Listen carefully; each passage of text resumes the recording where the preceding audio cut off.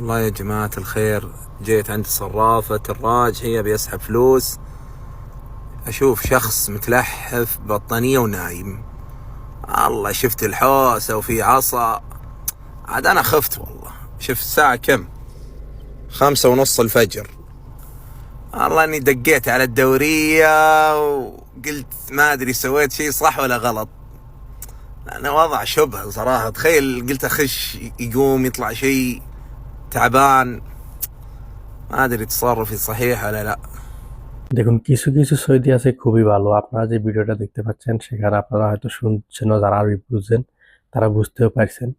এই সৌদি একটা এটিএম বুথে গেছে, আলরাজ ব্যাংকে এটিএম বুথে গেছে টাকা তোলার জন্য। গিয়ে দেখে যে একজন মানুষ ওই বুথের যে রুমটা, বুথের ঠিক সামনে রুমের ভিতরে সে ঘুমাইতেছে, কারণ এখানে এসি চলতেছে, ঠান্ডা বাতাস আছে এবং কি সে বলতেছে এটা ভোর 5টা। সে পুলিশকে ফোন দিবে